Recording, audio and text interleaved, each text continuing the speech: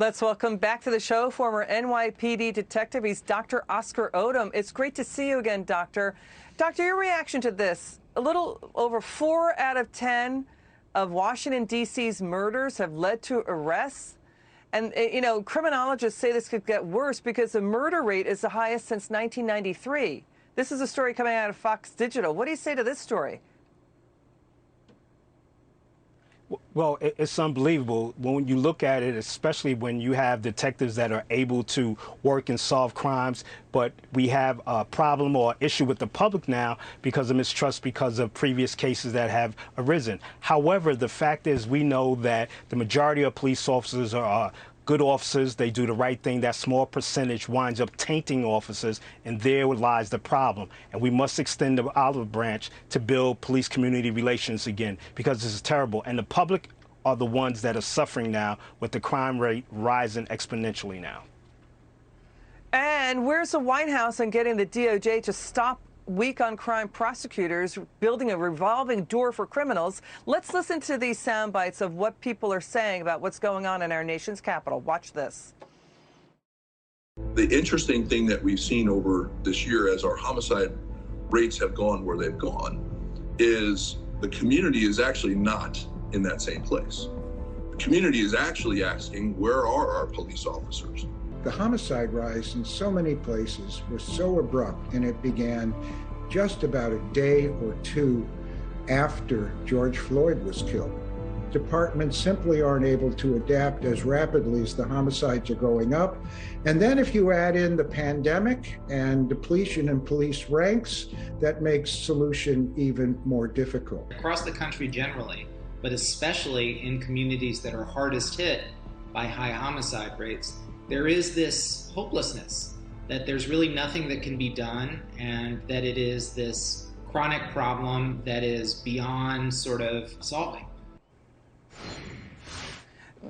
The George Floyd murder was roundly condemned. What happened afterward, the criminologists are saying, and as you pointed out too, that there's a combination of dramatic events that are taking place that's causing a nationwide crime wave. We see it in city and urban areas around the country. What do you say to this? Well, one of the things that I say is that public safety is an issue that cuts across all social economical levels. Everybody's concerned with public safety, whether you're rich or you're poor. Everybody believes in public safety. Public safety is key, is vital to our economy, and is vital to our humanity. When we look at these different things, I hate to keep on going back to the fact of when we look at, as I stated earlier, see something, say something. But if I see something and say something and you do nothing, there's a public safety issue, there's a public safety problems. And recent cases and the public outcry has shown that the fund the police movement was not a great idea because of the fact everybody's concerned about public safety, regardless of social economical levels.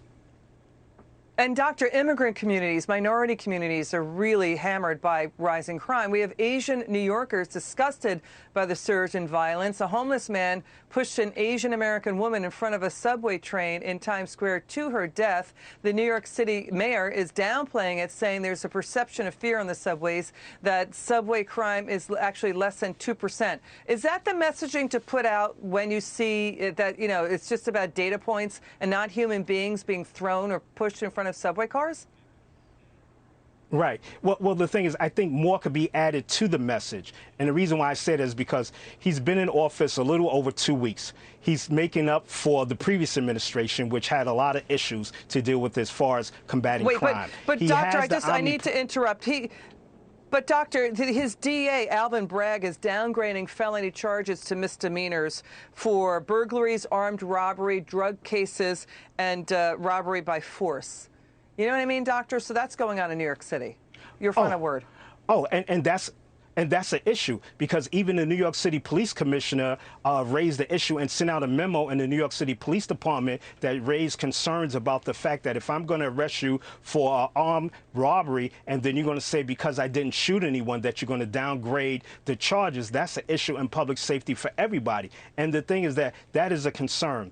The mayor is a former New York City police captain. He knows what it's like to be out there on the streets and about fighting crime. But this DA, that's where we have the mixed messaging that because the DA is now trying to give a new message and trying to explain what his policies are. Okay, Dr. Oscar Odom, it's always great to have you on. Come back soon. We love your insights. Thank you very much. Have a great day.